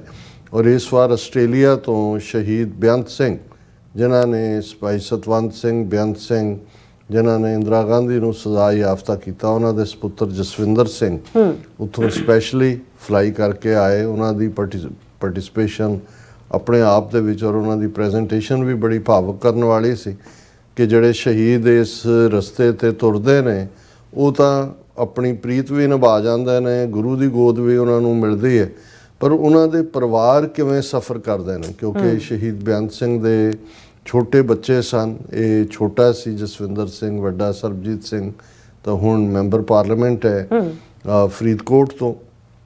ਇੱਕ ਸਿਸਟਰ ਜਿਹੜੇ ਅੱਜ ਕੱਲ੍ਹ ਵੰਸ ਨੇ ਵਾਇਲ ਪੰਥਕ ਸਟੇਜਾਂ 'ਤੇ ਵੀ ਐਕਟਿਵ ਹੁੰਦੇ ਨੇ। ਅੱਛਾ। ਸੋ ਉਹਨਾਂ ਨੇ ਦੱਸਿਆ ਵੀ ਕਿਵੇਂ, ਹਾਲਾਂਕਿ ਇਹਨਾਂ ਦੇ ਫਾਦਰ ਤਾਂ ਜੋ ਹੈ ਹੀ ਸਨ ਰੁਤਬੇ ਵਜੋਂ, ਮਦਰ ਉਸ ਜ਼ਮਾਨੇ 'ਚ ਲੇਡੀ ਹਾਰਡਿੰਗ ਹਸਪੀਟਲ ਹੈ ਸ਼ਾਇਦ ਦਿੱਲੀ ਦੇ ਵਿੱਚ, ਉਸ ਦੇ ਵਿੱਚ ਰਜਿਸਟਰਡ ਨਰਸ ਦੇ ਤੌਰ ਤੇ, ਜਿਹੜਾ ਇੱਕ ਬੜਾ ਰੈਪਿਊਟਡ ਹਸਪੀਟਲ ਹੈ, ਲੇਕਿਨ ਨੌਕਰੀ ਵੀ ਜਾਂਦੀ ਲੱਗਦੀ ਹੈ ਨਾਲ ਦੀ ਨਾਲ ਜਦੋਂ ਤੱਕ ਤੁਸੀਂ ਹੁੰਦੇ ਹੋ। ਉਹਨਾਂ ਨੇ ਕਿਹਾ ਵੀ ਹਾਲ ਸਾਡਾ ਇਹ ਸੀ ਕਿ ਕੋਈ ਕਿਰਾਏ ਤੇ ਮਕਾਨ ਦੇਣ ਨੂੰ ਤਿਆਰ ਨਹੀਂ ਸੀ, ਨਾ ਖੌਫ ਹੀ ਨਾ ਡਰ ਪੈਦਾ ਕੀਤਾ ਹੋਇਆ ਸੀ। ਔਰ ਫਿਰ ਓਵਰਆਲ ਕਿਵੇਂ ਇੱਕ ਜਿਹੜਾ ਉਹ ਮੋਟਰ ਵਾਲਾ ਕਮਰਾ ਜਿਵੇਂ ਖੇਤਾਂ 'ਚ, ਉਹਦੇ 'ਚ ਕਿਵੇਂ ਉਹਨਾਂ ਨੇ ਗੁਜ਼ਾਰਿਆ। ਸੋ ਹਾਲਾਂ ਇਹਦੇ 'ਚ ਕੋਈ ਸ਼ੱਕ ਨਹੀਂ ਹੈ ਕਿ ਬਾਅਦ 'ਚ ਪੰਥ ਨੇ ਬਹੁਤ ਨਵਾਜਿਆ ਇਸ ਪਰਿਵਾਰ ਨੂੰ। 1999 ਦੇ ਵਿੱਚ 1989 'ਚ ਬੀਬੀ ਬਿਮਲ ਕੌਰ ਖਾਲਸਾ ਜਿਹੜੇ ਨੇ ਉਹ ਰੋਪੜ ਤੋਂ ਮੈਂਬਰ ਪਾਰਲੀਮੈਂਟ ਪੰਥ ਨੇ ਬਣਾਇਆ ਉਹਨਾਂ ਨੂੰ, ਔਰ ਉਸੇ ਹੀ ਇਲੈਕਸ਼ਨਾਂ ਵੇਲੇ ਸ਼ਹੀਦ ਬੇਅੰਤ ਸਿੰਘ ਦੇ ਪਿਤਾ ਸਰ ਸੁੱਚਾ ਸਿੰਘ ਮਲੋਆ ਪਿੰਡ ਹੈ, ਉਹਨਾਂ ਨੂੰ ਬਠਿੰਡਾ ਸੀਟ ਤੋਂ ਮੈਂਬਰ ਪਾਰਲੀਮੈਂਟ ਬਣਾਇਆ। ਸੋ ਇਹ ਰਾਜੀਵ ਗਾਂਧੀ ਔਰ ਕਾਂਗਰਸ ਦੇ ਅੰਦਾਜ਼ਾ ਦੇਖੋ, ਜਦੋਂ ਕਿ ਉਹ ਆਪਣੀ ਮਾਂ ਦੀ ਲੈਗੇਸੀ ਤੇ ਬੜਾ ਮਾਣ ਕਰਦੇ ਨੇ, ਤੇ ਇੱਧਰ ਪੰਥ ਨੇ 2 MP ਪੰਜਾਬ 'ਚੋਂ ਭੇਜੇ ਜਿਸ ਨੂੰ ਇਹਨਾਂ ਨੇ ਕਾਤਲ ਇਹ ਕਹਿੰਦੇ ਨੇ, ਉਹਨਾਂ ਦੀ ਸਿੰਘਣੀ ਵੀ ਔਰ ਫਾਦਰ ਵੀ ਇਹ ਦੱਸਣ ਦੇ ਲਈ ਕਿ ਭਾਈ ਪੰਥ ਕਿੱਥੇ ਖੜਾ। ਔਰ ਇਹਨਾਂ ਹਾਲਾਤਾਂ ਦੇ ਵਿੱਚ ਜਦੋਂ ਅਸੀਂ ਦੇਖਦੇ ਹਾਂ ਇਵੇਂ ਹੀ ਇਸ ਸਮਾਗਮ ਦੇ ਵਿੱਚ ਖਾਸ ਤੌਰ ਤੇ ਭਾਈ ਤਰਲੋਚਨ ਸਿੰਘ ਜਿਹੜੇ ਸ਼ਹੀਦ ਭਾਈ ਅਮਰੀਕ ਸਿੰਘ ਹੋਰਾਂ ਦੇ ਸਪੁੱਤਰ, ਜਿਹੜੇ ਸਿੱਖ ਸਟੂਡੈਂਟ ਫੈਡਰੇਸ਼ਨ ਦੇ ਪ੍ਰੈਜ਼ੀਡੈਂਟ, ਜਿਨ੍ਹਾਂ ਨੇ ਸੰਤ ਪਿੰਡਾਂ ਵਾਲਿਆਂ ਦੇ ਨਾਲ ਜਿਹੜਾ ਹੈ ਉਹ ਸ਼ਾਨਾ ਬਸ਼ਾਨਾ ਸ਼ਹੀਦੀ ਪਾਈ। ਔਰ ਤਰਲੋਚਨ ਸਿੰਘ ਦਾ ਜਨਮ ਆਪਣੇ ਪਿਤਾ ਦੀ ਸ਼ਹਾਦਤ ਤੋਂ ਬਾਅਦ ਹੋਇਆ। ਤੁਸੀਂ ਅੰਦਾਜ਼ਾ ਲਾਓ, ਬਹੁਤ ਵਾਰ ਅੱਜ ਜਿਹੜੇ ਕਈ ਵਾਰੀ ਹੁਣ ਮੈਂ ਦੁੱਕੀ ਲਫ਼ਜ਼ ਕਹਿਣਾ ਤਾਂ ਨਹੀਂ ਚਾਹੁੰਦਾ, ਪਰ ਟਕੇ ਟਕੇ ਦੇ ਲੋਕ ਉੱਠ ਕੇ ਜਿਹੜੇ ਜੁਝਾਰੂਆਂ ਦੇ ਉੱਤੇ, ਸ਼ਹੀਦਾਂ ਦੇ ਉੱਤੇ ਸਵਾਲ ਚੁੱਕਦੇ ਨੇ, ਉਹ ਇਹ ਰਿਅਲਾਈਜ਼ ਨਹੀਂ ਕਰ ਸਕਦੇ ਕਿ ਕਿਸ ਲੈਵਲ ਦੇ ਉੱਤੇ ਜਿਹੜਾ ਉਹ ਜਾ ਕੇ ਸ਼ਹੀਦੀ ਦਾ ਚਾਅ ਹੁੰਦਾ। ਔਰ ਆਪਣੀ ਪ੍ਰੈਜੈਂਟੇਸ਼ਨ 'ਚ ਮੈਂ ਕਿਹਾ ਵੀ, ਕਿਉਂਕਿ ਜਦੋਂ ਮੈਂ ਟਰੈਵਲ ਕੀਤਾ ਨਿਊਯਾਰਕ ਟੂ ਕੈਲੀਫੋਰਨੀਆ, ਤੇ ਇੱਕ ਦਲਜੀਤ ਸਿੰਘ ਪੰਨੂ ਜਿਹੜੇ ਪ੍ਰੋਮੀਨੈਂਟ ਜਰਨਲਿਸਟ ਵੀ ਸੀ, ਬਾਅਦ 'ਚ ਅਫਰੀਕਾ ਦੇ ਮੁਲਕ ਮੈਕਡੈਸਕਰ ਦੇ ਵਿੱਚ ਐਜ਼ ਏ ਐਂਬੈਸਡਰ ਵੀ ਰਹੇ, ਉਹਨਾਂ ਨੇ ਇੱਕ ਸਟੇਜ ਤੇ 1 ਜੂਨ ਨੂੰ ਸੰਤ ਪਿੰਡਾਂ ਵਾਲਿਆਂ ਨਾਲ ਮੁਲਾਕਾਤ ਕੀਤੀ। ਗਵਰਨਮੈਂਟ ਦੇ ਬਿਹਾਫ ਤੇ ਵੀ ਸੀ, ਕਿਉਂਕਿ ਉਸ ਕਿਤਾਬ 'ਚ ਜਿਹੜੀ ਉਹਨਾਂ ਨੇ ਕੈਨਨ ਔਰ ਸਾਈਕੀ ਆਫ ਦਾ ਸਿੱਖਸ, ਉਹ ਕਿਤਾਬ ਜਿਹੜੀ ਜਦੋਂ ਮੈਂ ਆਸਟ੍ਰੇਲੀਆ ਗਿਆ ਤਾਂ ਇੱਕ ਨੌਜਵਾਨ ਨੇ ਆ ਕੇ ਮੈਨੂੰ ਦਿੱਤੀ ਕਿ ਇਹ ਤੁਸੀਂ ਦੇਖੀ। ਯਾਰ ਮੈਂ ਉਹਦੇ ਬਾਰੇ ਸੁਣਿਆ ਜ਼ਰੂਰ ਹੋਇਆ ਸੀ, ਲੇਕਿਨ ਉਹਦੇ 'ਚ ਹਾਲਾਂਕਿ ਦਲਜੀਤ ਸਿੰਘ ਪੰਨੂ ਉਹ ਮਿਕਸ ਜਿਹੀ ਬਰੀਡ ਵਾਲੀ ਗੱਲ ਕਰਨ ਵਾਲੇ, ਦੋਵੇਂ ਪਾਸੇ on both sides of the oil ਘੁੰਮਣ ਵਾਲੀ ਉਹ ਲਿਖਤ ਹੈ, ਜਿਹਦੇ 'ਚ ਤੁਸੀਂ ਇੱਕ ਪਾਸੇ ਇੱਕ ਨੂੰ ਅੱਤਵਾਦੀ ਵੀ ਕਹਿੰਦੇ ਹੋ, ਸਿੱਖੀ ਵੀ ਆਪਣੀ ਡਿਸਪਲੇ ਕਰਦੇ ਹੋ। ਪਰ ਜਿਹੜੀ ਉਸ ਕਿਤਾਬ 'ਚ ਜਦੋਂ ਮੈਂ ਟਰੈਵਲ ਕੀਤਾ ਹੈ ਨਿਊਯਾਰਕ ਟੂ ਕੈਲੀਫੋਰਨੀਆ, ਸੋ ਕੁਛ ਪੇਜਿਸ 60-70 ਪੇਜ ਮੈਨੂੰ ਪੜ੍ਹਨ ਦਾ ਮੌਕਾ ਮਿਲਿਆ। ਔਰ ਉਹਦੇ 'ਚ ਉਹਨੇ ਜਿਹੜੀ ਮੀਟਿੰਗ ਜੂਨ 1 ਨੂੰ ਸੰਤ ਪਿੰਡਾਂ ਵਾਲਿਆਂ ਦੇ ਨਾਲ ਕੀਤੀ, ਉਸ ਦੇ ਵਿੱਚ ਉਹਨੇ ਮੈਂਸ਼ਨ ਕੀਤਾ ਕਿ ਜਦੋਂ ਉਹ ਗੱਲਬਾਤ ਚੱਲ ਰਹੀ ਸੀ ਕਿ ਜੀ ਸਰਕਾਰ ਨੂੰ ਅਸੀਂ ਇਹ ਪੇਸ਼ਕਸ਼ ਕਰ ਸਕਦੇ ਹਾਂ, ਤੁਹਾਡਾ ਮੌਕਫ ਕੀ ਹੈ, ਤੇ ਉਦੋਂ ਹੀ ਭਾਈ ਅਮਰੀਕ ਸਿੰਘ ਵੀ ਉਸ ਕਮਰੇ ਦੇ ਵਿੱਚ ਜਿੱਥੇ ਗੱਲਬਾਤ ਚੱਲ ਰਹੀ ਸੀ ਆ ਗਏ। ਔਰ ਉਹ ਦਲਜੀਤ ਸਿੰਘ ਕਿਤਾਬ 'ਚ ਲਿਖਦੇ ਨੇ ਕਿ ਸੰਤਾਂ ਨੇ ਉਹਨਾਂ ਵੱਲ ਇਸ਼ਾਰਾ ਕਰਕੇ ਕਿਹਾ ਕਿ ਵੀ ਮੈਂ ਅਮਰੀਕ ਸਿੰਘ ਨੂੰ ਕਹਿੰਦਾ ਵੀ ਇੱਥੋਂ ਤੋਂ ਚਲਾ ਜਾਏ ਤਾਂ ਕਿ ਬਾਅਦ ਦੇ ਵਿੱਚ ਅਗਵਾਈ ਦੇ, ਪਰ ਇਹ ਵੀ ਬਜ਼ਿੱਦ ਹੈ। ਸੋ ਮਤਲਬ ਇਹ ਹੈ ਕਿ ਜਦੋਂ ਅਸੀਂ ਸ਼ਹੀਦ ਦੇ ਕਨਸੈਪਟ ਦੀ ਗੱਲ ਕਰਦੇ ਹਾਂ, ਜਿਹਦੇ ਸਾਹਮਣੇ ਚੋਇਸ ਹੁੰਦੀ ਹੈ ਬਿਲਕੁਲ ਕਿ ਵੀ ਉਹ ਆਪਣੀ ਜ਼ਿੰਦਗੀ ਬਚਾ ਸਕਦਾ ਹੈ, ਉਸ ਰਸਤੇ ਤੁਰਨਾ ਔਰ ਫਿਰ ਬਿਨਾਂ ਪਰਵਾਹ ਕੀਤਿਆਂ ਕਿ ਵੀ ਬੱਚਿਆਂ ਦਾ ਕੀ ਬਣੇਗਾ। ਔਰ ਮੈਨੂੰ ਯਾਦ ਹੈ ਬੀਬੀ ਬਿਮਲ ਕੌਰ ਖਾਲਸਾ ਸਿੰਘਣੀ ਸ਼ਹੀਦ ਬੇਅੰਤ ਸਿੰਘ 1991 ਦੇ ਵਿੱਚ ਉਦੋਂ ਮੈਂਬਰ ਪਾਰਲੀਮੈਂਟ ਸਨ। ਸੋ ਉਹ ਅਮਰੀਕਾ ਦੇ ਆਏ ਦੌਰੇ 'ਤੇ, ਸਿੱਖ ਸੰਗਤਾਂ ਨੇ ਨਿਊਯਾਰਕ ਸੱਦਿਆ ਸੀ ਔਰ ਉਹਨਾਂ ਨੂੰ ਫਰੀਮਾਉਂਟ ਗੁਰਦੁਆਰਾ ਸਾਹਿਬ ਵੀ ਇਨਵਾਈਟ ਕੀਤਾ ਗਿਆ। ਉਦੋਂ ਅਜੇ ਮੈਂ ਸਪੋਕਸਪਰਸਨ ਦੀ ਸੇਵਾ ਨਹੀਂ ਸੀ ਲਈ ਹੋਈ, ਮੈਂ ਆਪਣੀ ਪੜ੍ਹਾਈ ਵੀ ਕਰਦਾ ਸੀ, ਨਾਲ ਪਾਰਟ ਟਾਈਮ ਜੌਬ ਵੀ ਸੀ। ਤੇ ਗੁਰਦੁਆਰਾ ਸਾਹਿਬ ਫਰੀਮਾਉਂਟ ਦੇ ਸਕੱਤਰ ਬਲਬੀਰ ਸਿੰਘ ਆਖਲ ਸਨ, ਉਹ ਮੈਨੂੰ ਕਹਿਣ ਲੱਗੇ ਕਿ ਵੀ ਤੁਸੀਂ ਬੀਬੀ ਜੀ ਨੂੰ ਤੁਸੀਂ ਇੰਟਰੋਡਿਊਸ ਕਰਵਾਉਣਾ ਸੰਗਤ ਦੇ ਨਾਲ। ਹਾਲਾਂ ਉਹਨਾਂ ਨੂੰ ਮੈਂ ਕਿਹਾ ਜੀ ਇੰਟਰੋਡਕਸ਼ਨ ਦੀ ਤਾਂ ਕੀ ਲੋੜ ਹੈ, ਉਹਨਾਂ ਨੂੰ ਤਾਂ ਖੁਦ ਹੀ ਸੈਲਫ ਐਕਸਪਲੇਨੇਟਰੀ ਹੈ। ਪਰ ਐਨੀਵੇ ਇਹ ਮੇਰੇ ਲਈ ਇੱਕ ਖੁਸ਼ਕਿਸਮਤੀ ਔਰ ਇੱਕ ਵੱਡੇ ਭਾਗ ਵੀ ਸਨ। ਪਰ ਉਹਨਾਂ ਨੇ ਜਦੋਂ ਕਿ ਉਹਨਾਂ ਦੇ ਬੀਬੀ ਜੀ ਦੇ ਆਉਣ ਦਾ ਟਾਈਮ ਸੀ, ਉਹਨਾਂ ਨੂੰ ਲੈ ਕੇ ਤੁਰੇ ਹੋਏ ਸੀ ਰਾਜ, ਤੇ ਉਦੋਂ ਹੀ ਉਹਨਾਂ ਨੇ ਮੈਨੂੰ ਬੋਲਣ ਦਾ ਟਾਈਮ ਵੀ ਵਿੱਚੋਂ ਰਾਗੀ ਸਿੰਘਾਂ ਨੇ ਕੀਰਤਨ ਖਤਮ ਕੀਤਾ, ਉਹਨਾਂ ਨੇ ਕਿਹਾ ਕਿ ਜੀ ਤੁਸੀਂ ਐਡਰੈਸ ਕਰੋ ਤੇ ਤੁਸੀਂ ਬੋਲਦੇ, ਜਦੋਂ ਤੱਕ ਬੀਬੀ ਜੀ ਆਉਂਦੇ ਨਹੀਂ ਤੁਸੀਂ ਜਾਰੀ ਰੱਖਣਾ, ਫਿਰ ਉਹਨਾਂ ਨੂੰ ਇੰਟਰੋਡਿਊਸ ਕਰਵਾ ਦੇਣਾ। ਪਤਾ ਨਹੀਂ ਰਾਜ ਕੀ ਹੋਇਆ, ਬੀਬੀ ਜੀ ਕਿਸੇ ਹੋਰ ਮੀਟਿੰਗਸ ਵੀ ਚਲੇ ਗਏ ਜਾਂ ਕੀ ਹੈ, ਤੇ ਮੇਰੇ ਸਾਹਮਣੇ ਤਾਂ ਸੀ। ਔਰ ਮੈਨੂੰ ਅਜੇ ਵੀ ਯਾਦ ਹੈ ਕਿ ਆਲਮੋਸਟ 2.5 ਘੰਟੇ ਦੀ ਮੇਰੀ ਉਹ ਸਪੀਚ ਸੀ ਜਿਹੜੀ ਅਨਇੰਟਰਪਟਡ ਚੱਲਦੀ ਰਹੀ। ਬਾਅਦ 'ਚ ਇੱਕ ਟੀਚਰ ਉੱਥੋਂ ਖਡੂਰ ਸਾਹਿਬ ਤੋਂ ਸੀ, ਜਿਨ੍ਹਾਂ ਨੇ ਜਥੇਦਾਰ ਊਧਮ ਸਿੰਘ ਨਾਗੋਕੇ ਨੂੰ ਵੀ ਪੜ੍ਹਾਇਆ ਹੋਇਆ ਸੀ, ਉਹ ਮੇਰੇ ਕੋਲ ਆਇਆ, ਉਹਨਾਂ ਨੇ ਬੜੀ ਤਾਰੀਫ ਕੀਤੀ। ਉਹਨਾਂ ਨੇ ਕਿਹਾ ਕਿ ਜੀ ਮੈਂ ਪਹਿਲੀ ਵਾਰ, ਉਹ ਕਹਿੰਦੇ ਢਾਡੀ ਤੇ ਦੂਜੇ ਤਾਂ ਹੁੰਦੇ ਨੇ, ਉਹ ਵੀ ਵਿੱਚੋਂ ਇੱਕ ਕਰਕੇ ਫਿਰ ਸਰੰਗੀ ਵਾਲੇ ਆ ਜਾਂਦੇ ਨੇ, ਵੀ ਤੁਸੀਂ 2.5 ਘੰਟੇ ਲੜੀ ਟੁੱਟਣ ਵੀ ਨਹੀਂ ਦਿੱਤੀ ਔਰ ਗੱਲ ਵੀ ਜਿਹੜੀ ਹੈ ਜਾਰੀ ਰੱਖੀ। ਔਰ ਇਨ ਦਾ ਮੀਨ ਟਾਈਮ ਬੀਬੀ ਜੀ ਆਏ, ਉਹਨਾਂ ਨੂੰ ਮੈਂ ਇੰਟਰੋਡਿਊਸ ਕਰਵਾਇਆ। ਪਰ 1 to 1 ਜਦੋਂ ਬੀਬੀ ਬਿਮਲ ਕੌਰ ਖਾਲਸਾ ਜੀ ਨਾਲ ਗੱਲਬਾਤ ਦਾ ਮੌਕਾ ਮਿਲਿਆ, ਤੇ ਮੈਂ ਉਹਨਾਂ ਨੂੰ ਕਿਹਾ ਵੀ ਭੈਣ ਜੀ ਇੰਨਾ ਵੱਡਾ ਫੈਸਲਾ ਲਿਆ ਸਰਦਾਰ ਸਾਹਿਬ ਨੇ, ਬੱਚੇ ਸਾਹਮਣੇ, ਪਰਿਵਾਰ, ਔਰ ਜ਼ਾਹਰ ਹੈ ਉਹਨਾਂ ਦੇ ਬੇਟੇ ਨੇ ਵੀ, ਜਿਹੜੇ ਜਸਵਿੰਦਰ ਸਿੰਘ ਨੇ ਕਿਹਾ ਵੀ ਮੇਰੀ ਮਾਤਾ ਤਾਂ ਹਿੰਦੂ ਬੈਕਗਰਾਊਂਡ ਚੋਂ ਆਉਂਦੇ ਸੀ, ਉਹਨਾਂ ਦਾ ਨਾਮ ਵੀ ਬਿਮਲਾ ਦੇਵੀ ਸੀ, ਸਿਰ ਤੇ ਸੰਧੂਰ ਵੀ ਲਾਉਂਦੇ ਸੀ, ਕਰਵਾ ਚੌਥ ਦਾ ਵਰਤ ਵੀ ਰੱਖਦੇ ਸੀ। ਤੇ ਕਿਵੇਂ ਫਿਰ ਉਹ ਦੂਸਰਾ ਪਾਸਾ ਜਦੋਂ ਹੋਇਆ, ਬੀਬੀ ਬਿਮਲ ਕੌਰ ਨੇ ਬੜੀ ਡੇਅਰਿੰਗਲੀ, ਜਿਹੜੀ ਅੰਮ੍ਰਿਤ ਛਕਣ ਤੋਂ ਬਾਅਦ, ਜਿਹੜਾ ਵਿਆਹ ਤੋਂ ਬਾਅਦ ਉਹ ਬਿਮਲਾ ਦੇਵੀ ਤੋਂ ਬਿਮਲਾ ਕੌਰ ਬਣੇ। ਤੇ ਮੈਂ ਉਹਨੂੰ ਕਿਹਾ ਵੀ ਇੰਨਾ ਵੱਡਾ ਉਹਨਾਂ ਨੇ ਐਕਸ਼ਨ ਲਿਆ ਤੁਹਾਡਾ, ਉਹਨਾਂ ਨੇ ਕਿਹਾ ਬਿਲਕੁਲ ਨਹੀਂ। ਉਹਨਾਂ ਨੇ ਕਹਿੰਦੇ ਵੀ ਹਾਂ, ਜਦੋਂ ਅੰਮ੍ਰਿਤਸਰੋਂ ਆਏ ਅਕਾਲ ਤਖਤ ਤੋਂ ਦਰਬਾਰ ਸਾਹਿਬ ਦਰਸ਼ਨ ਕਰਕੇ, ਫਿਰ ਉਹਨਾਂ ਨੇ ਅੰਮ੍ਰਿਤ ਛਕਿਆ ਦਿੱਲੀ, ਔਰ ਉਹ ਚੁੱਪ ਰਹਿਣ ਲੱਗ ਗਏ। ਹਾਂ ਕਹਿੰਦੇ ਕਈ ਵਾਰ ਡਾਈਨਿੰਗ ਟੇਬਲ ਤੇ ਬੱਚੇ ਵੀ ਨਾਲ ਬੈਠੇ ਹੁੰਦੇ ਸੀ, ਤੇ ਉਹਨਾਂ ਨੇ ਕਹਿਣਾ ਬਿਮਲ ਜਿੰਨੇ ਆਪਣੇ ਛੋਟੇ ਬੱਚੇ ਨੇ ਨਾ, ਇੰਨੇ ਛੋਟੇ ਬੱਚੇ ਵੀ ਸਰਕਾਰ ਨੇ ਮਾਰ ਦਿੱਤੇ। ਸੋ ਇੰਨਾ, ਔਰ ਇਹ ਕੋਈ ਛੋਟਾ ਪਾਠ ਨਹੀਂ ਹੁੰਦਾ ਕਿ ਵੀ ਕਿਸ ਲੈਵਲ ਤੇ ਜਾ ਕੇ। ਹੁਣ ਇਸੇ ਤਰ੍ਹਾਂ ਜਦੋਂ ਅਸੀਂ ਸ਼ਹੀਦ ਭਾਈ ਸਤਵੰਤ ਸਿੰਘ ਦੀ ਗੱਲ ਕਰਦੇ ਹਾਂ, ਉਹਨਾਂ ਦੀ ਮੰਗਣੀ ਹੋਈ ਹੈ, ਉਹਨਾਂ ਦੇ ਸਾਹਮਣੇ ਫਿਊਚਰ ਹੈ। ਸੋ ਇਹ ਛੋਟੇ ਕਿਰਦਾਰ ਨਹੀਂ ਨੇ। ਜਦੋਂ ਅਸੀਂ ਅੱਜ ਦੇ ਇਹਨਾਂ 41 ਵਰਿਆਂ ਦੇ ਇਤਿਹਾਸ ਵੱਲ ਨਜ਼ਰ ਮਾਰੀਏ, ਤੇ ਘੱਟੋ ਘੱਟ ਥੋੜਾ ਜਿਹਾ ਕਾਈਂਡਨੈਸ ਜ਼ਰੂਰ ਰੱਖੀਏ। ਜੇ ਕਾਈਂਡਨੈਸ ਨਹੀਂ ਰੱਖ ਸਕਦੇ, ਘੱਟੋ ਘੱਟ ਨਿਰਪੱਖਤਾ ਜ਼ਰੂਰ ਰੱਖੀਏ। ਜੇ ਨਿਰਪੱਖਤਾ ਵੀ ਨਹੀਂ ਰੱਖ ਸਕਦੇ, ਤਾਂ ਘੱਟੋ ਘੱਟ ਬਾਇਜ਼ ਨਾ ਰੱਖੀਏ, ਵਿਤਕਰਾ ਨਾ ਰੱਖੀਏ ਮਾਈਂਡ ਦੇ ਵਿੱਚ। ਇਹ ਬਹੁਤ ਵੱਡੇ ਨਾਂ ਨੇ। ਔਰ ਇਹ ਜਦੋਂ ਅਸੀਂ ਸ਼ਹੀਦੀ ਕਾਨਫਰੰਸ ਕਹਿੰਦੇ ਹਾਂ ਔਰ ਕਰੰਟ ਸਟਰਗਲ ਦੇ ਯੋਧਿਆਂ ਨੂੰ ਯਾਦ ਕਰਦੇ ਹਾਂ, ਤੇ ਫਿਰ ਇਹ ਇੱਕ ਆਪਣੇ ਆਪ ਦੇ ਵਿੱਚ ਉਹ ਕੰਟੀਨਿਊਟੀ ਹੈ ਸ਼ਹੀਦਾਂ ਦੇ ਵਿਰਸੇ ਦੀ। ਇਸ ਪ੍ਰੋਗਰਾਮ ਦੇ ਵਿੱਚ ਸਰ ਬੂਟਾ ਸਿੰਘ ਖੜੌਤ, ਜਿਹੜੇ ਮੇਨ ਕੋਆਰਡੀਨੇਟਰ ਨੇ ਸ਼੍ਰੋਮਣੀ ਅਕਾਲੀ ਦਲ ਅੰਮ੍ਰਿਤਸਰ ਦੇ, ਉਹਨਾਂ ਦੀ ਪ੍ਰੈਜ਼ੈਂਸ, ਹੋਰ ਬਹੁਤ ਸਾਰੇ ਵੀਰਾਂ ਭੈਣਾਂ ਨੇ ਇਸ ਦੇ ਵਿੱਚ ਪਾਰਟਿਸਿਪੇਟ ਕੀਤਾ। ਉਹਨਾਂ ਦਾ ਬੀਬੀ ਮਨਦੀਪ ਕੌਰ, ਜਿਹੜੇ ਖੁਦ ਅਟਾਰਨੀ ਰਹੇ ਗੁਰਦਾਸਪੁਰ ਹੁੰਦਿਆਂ, ਹੁਣ ਜਿਹੜੇ ਇਸਤਰੀ ਵਿੰਗ ਦੇ ਇੰਚਾਰਜ ਨੇ, ਉਹਨਾਂ ਦੀ ਪ੍ਰੈਜੈਂਟੇਸ਼ਨ ਸੀ। ਔਰ ਬਾਬਾ ਮੁਖਤਿਆਰ ਸਿੰਘ ਮੁਖੀ, ਜਿਹੜੇ ਜੂਨ 84 ਦੇ ਘੱਲੂਘਾਰੇ ਵੇਲੇ ਖੁਦ ਅੰਦਰ ਸਨ, ਬਾਅਦ ਦੇ ਵਿੱਚ ਗ੍ਰਿਫਤਾਰ ਹੋਏ, ਜੋਧਪੁਰ ਜੇਲ੍ਹ 'ਚ ਰਹੇ, ਉਹਨਾਂ ਨੇ ਸਟੇਜ ਕੰਡਕਟ ਕੀਤੀ। ਔਰ ਲੋਕਲ ਸੰਗਤਾਂ ਵੱਲੋਂ, ਕਮੇਟੀ ਵੱਲੋਂ ਜਿੰਨੇ ਵੀ ਆਏ ਸਨ ਉਹਨਾਂ ਦਾ ਸਨਮਾਨ ਕੀਤਾ ਗਿਆ। ਬੱਚਿਆਂ ਨੇ ਜਿਹੜੇ ਨੇ ਉਹ ਕੀਰਤਨ ਦੂਸਰਾ। ਸੋ ਘੱਟੋ ਘੱਟ 4-5 ਘੰਟੇ ਦਾ ਪ੍ਰੋਗਰਾਮ। ਔਰ ਕੱਲ੍ਹ ਕਿਉਂਕਿ ਮੈਂ ਵਾਪਸ ਫਲਾਈ ਕਰ ਰਿਹਾ ਸੀ ਕੈਲੀਫੋਰਨੀਆ ਤੋਂ, ਤੇ ਇਸ ਸਲੋਟ ਦੇ ਵਿੱਚ 3 ਸਪੀਚਸ ਜਿਹੜੀਆਂ ਨੇ, ਮੇਰੀ ਪ੍ਰੈਜੈਂਟੇਸ਼ਨ, ਡਾਕਟਰ ਇਕਬਾਲ ਕਰਾਮਤ ਚੀਮਾ ਦੀ ਔਰ ਸਰ ਬੂਟਾ ਸਿੰਘ ਖੜੌਤ ਦੀ, ਇਸ ਪ੍ਰੋਗਰਾਮ ਚੱਲੀਆਂ। ਪਰ ਸਾਰਾ ਪ੍ਰੋਗਰਾਮ ਜਿਹੜੇ 4.5-5 ਘੰਟੇ ਦਾ, ਉਸ ਨੂੰ ਐਡਿਟ ਕਰਕੇ ਆਉਣ ਵਾਲੇ ਦਿਨਾਂ 'ਚ ਅਸੀਂ ਸੰਗਤ ਦੇ ਰੂਬਰੂ ਕਰਾਂਗੇ। ਔਰ ਮੈਨੂੰ ਇਹ ਆਸ ਹੈ ਕਿ ਤੁਸੀਂ ਪਿਕਚਰਸ ਨਾਲ ਦੀ ਨਾਲ ਦੇਖੀਆਂ ਵੀ ਹੋਣਗੀਆਂ, ਜਿਉਂ ਇਸ ਬਾਰੇ ਅਸੀਂ ਗੱਲਬਾਤ ਕਰ ਰਹੇ ਸੀ।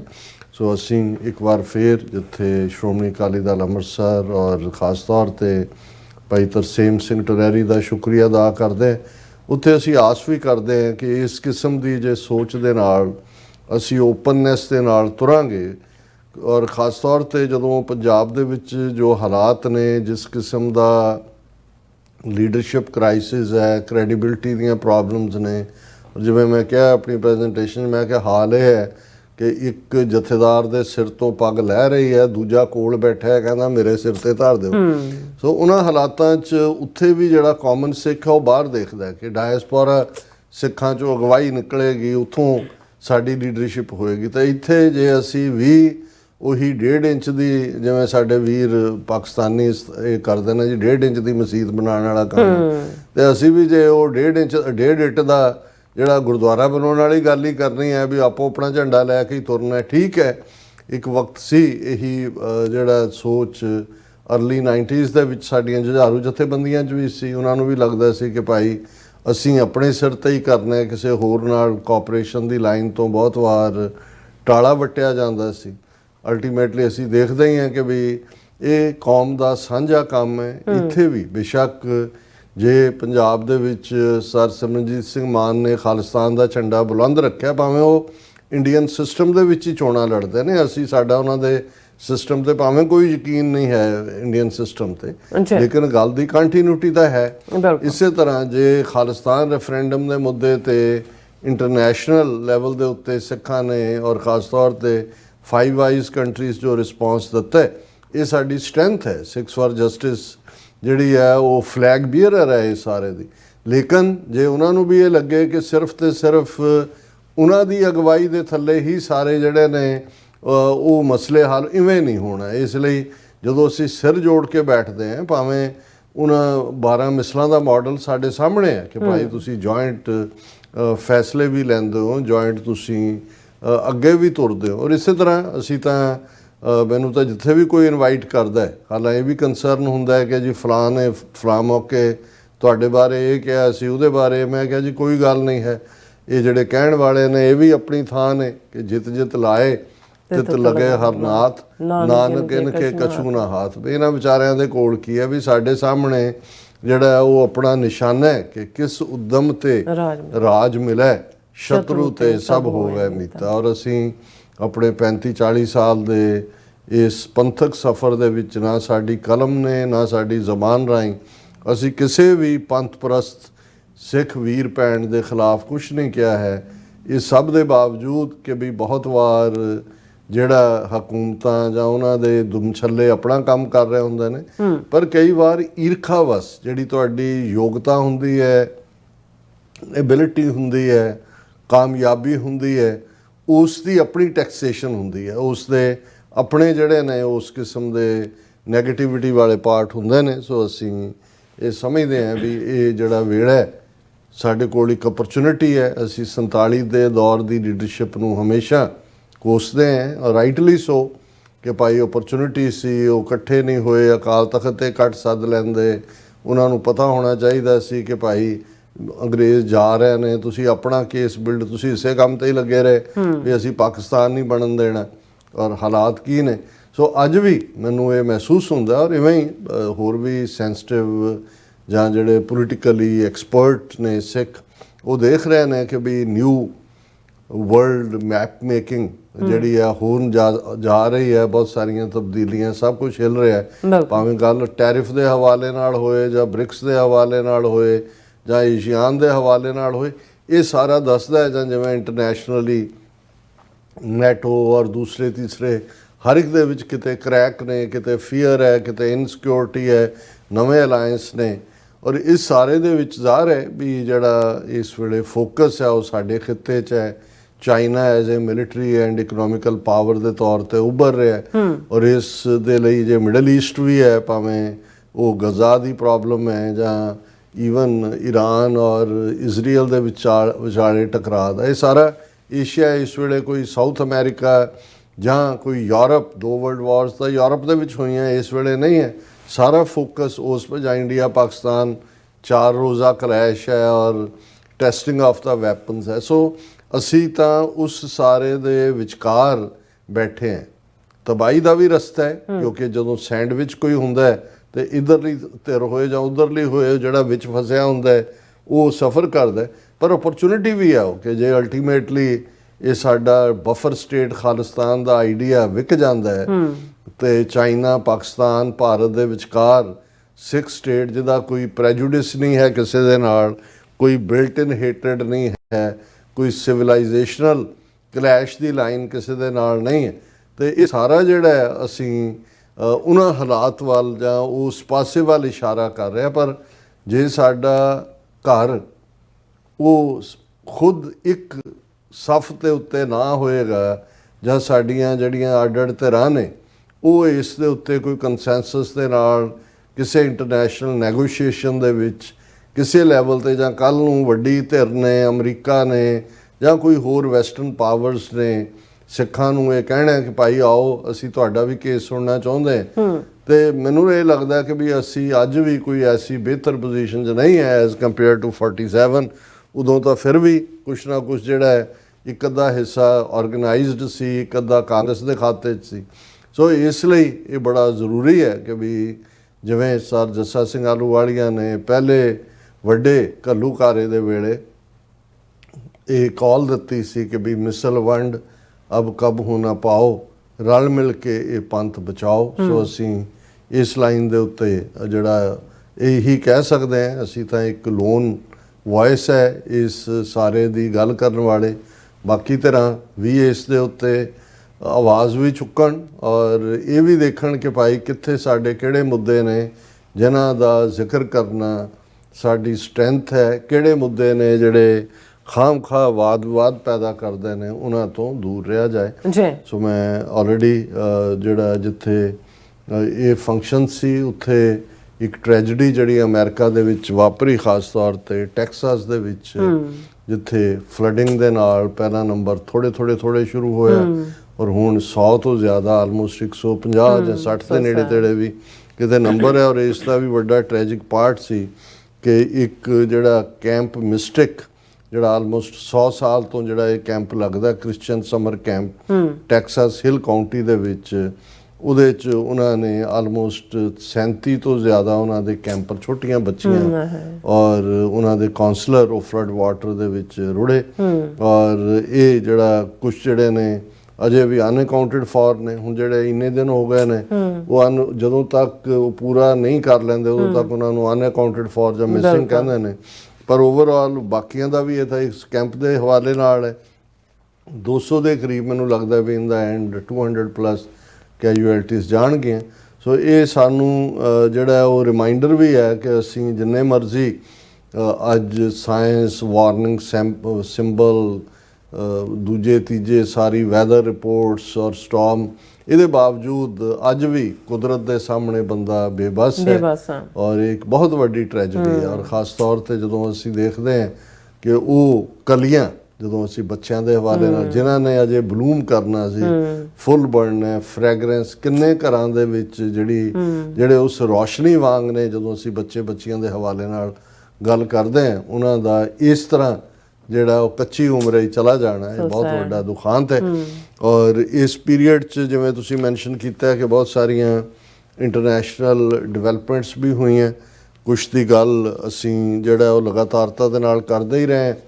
ਉਹਨਾਂ ਦੀ ਕੰਟੀਨਿਊਟੀ ਹੈ ਜਿਨ੍ਹਾਂ ਦੇ ਵਿੱਚ ਟੈਰਿਫ ਦਾ ਮੁੱਦਾ ਬਰਾਬਰ ਜਾਰੀ ਹੈ ਔਰ ਪ੍ਰੈਜ਼ੀਡੈਂਟ ਟਰੰਪ ਨੇ ਜਿਹੜਾ 9 ਜੁਲਾਈ ਡੈਡਲਾਈਨ ਦਿੱਤੀ ਸੀ ਟੈਰਿਫ ਦੇ ਮੁੱਦੇ ਤੇ, ਉਹਨੂੰ 2-3 ਹਫ਼ਤੇ ਹੋਰ ਵਧਾ ਕੇ 31 ਜੁਲਾਈ ਤੱਕ ਕਰ ਦਿੱਤਾ ਹੈ। ਇੰਡੀਆ ਦੇ ਨਾਲ ਵੀ ਅਜੇ ਟ੍ਰੇਡ ਡੀਲ ਸਾਈਨ ਨਹੀਂ ਹੋਈ, ਮਿਨੀ ਟ੍ਰੇਡ ਡੀਲ ਉਹ ਕਹਿੰਦੇ ਨੇ ਕਿ ਜੀ ਸ਼ਾਇਦ ਹੋ ਜਾਏ। ਪਰ ਇਸੇ ਪੀਰੀਅਡ 'ਚ ਬ੍ਰਿਕਸ ਇਹ ਉਹ ਆਰਗੇਨਾਈਜੇਸ਼ਨ ਹੈ ਜਿਸ 'ਚ Brazil, Russia, India, China, south Africa, India ਇਹਦੇ ਫਾਊਂਡਰਸ ਜੋ ਹੈ ਅਲੋਂਗ ਵਿਦ, ਪਹਿਲਾਂ ਇਹਦੇ 'ਚ ਰਸ਼ੀਆ ਚਾਈਨਾ ਡੋਮੀਨੇਟ ਕਰਦੇ ਨੇ। ਉਹਨਾਂ ਦੀ ਜਿਹੜੀ ਹੈ ਐਨੂਅਲ ਸਮਿਟ ਬ੍ਰਾਜ਼ੀਲ ਦੇ ਵਿੱਚ ਸੀ ਔਰ ਉਹਨੂੰ ਲੈ ਕੇ ਕਿਆਸ ਰਾਈਆਂ ਵੀ ਸਨ, ਕਿਉਂਕਿ ਜਿੱਥੇ ਪ੍ਰੈਜ਼ੀਡੈਂਟ ਟਰੰਪ ਨੇ ਟੈਰਿਫ ਦੇ ਹਵਾਲੇ ਨਾਲ ਬਾਕੀ ਸਭ ਦੇ ਖਿਲਾਫ ਦੁਨੀਆ ਦੇ ਇੱਕ ਕਿਸਮ ਦੀ ਟੈਰਿਫ ਵਾਰ ਡਿਕਲੇਅਰ ਕੀਤੀ ਹੋਈ ਹੈ, ਉੱਥੇ ਜਿਹੜਾ ਬ੍ਰਿਕਸ ਤੋਂ ਵੱਡਾ ਫੀਅਰ ਹੈ ਅਮਰੀਕਾ ਨੂੰ ਕਿ ਵੀ ਉਹ ਆਪਣੀ ਪੈਰਲਲ ਕਰੰਸੀ ਡਾਲਰ ਨੂੰ ਕਾਊਂਟਰ ਕਰਨ ਵਾਲੀ ਇੰਟਰਨੈਸ਼ਨਲ ਟ੍ਰੇਡ ਦੇ ਵਿੱਚ ਉਹ ਫਲੋਟ ਕਰੇਗਾ ਆਉਣ ਵਾਲੇ ਪੀਰੀਅਡ 'ਚ। ਹਾਲਾਂ ਕੁਛ ਮੁਲਕਾਂ 'ਚ ਤਾਂ ਜਿਵੇਂ ਉਹਨਾਂ ਦਾ ਚਾਈਨੀਜ਼ ਕਰੰਸੀ ਹੈ, ਯੈਨ ਹੈ ਜਾਂ ਰਸ਼ੀਅਨ ਰੂਬਲ ਹੈ ਔਰ ਦੂਜਾ ਉਹਦੇ 'ਚੋਂ ਡੀਲ ਕਰਦੇ ਨੇ। ਲੇਕਿਨ ਇਹ ਅਮਰੀਕਾ ਇਹ ਸਮਝਦਾ ਵੀ ਚਾਈਨਾ ਦਾ ਉਭਾਰ ਜਿਹੜਾ ਹੈ ਖਾਸ ਤੌਰ 'ਤੇ one belt one road initiative ਦੇ ਨਾਲ, ਜਿਹਦੇ 'ਚ 150 ਤੋਂ ਜ਼ਿਆਦਾ ਮੁਲਕਾਂ ਨੇ ਦਸਤਖਤ ਕੀਤੇ ਹੋਏ ਨੇ ਔਰ ਆਲਰੇਡੀ ਚਾਈਨਾ ਦੇ ਫੁੱਟਪ੍ਰਿੰਟ ਯੂਰਪ ਦੇ ਵਿੱਚ ਵੀ, ਅਫਰੀਕਾ 'ਚ ਵੀ, ਏਸ਼ੀਆ 'ਚ ਵੀ ਔਰ ਸਾਊਥ ਅਮਰੀਕਾ 'ਚ ਵੀ ਨੇ।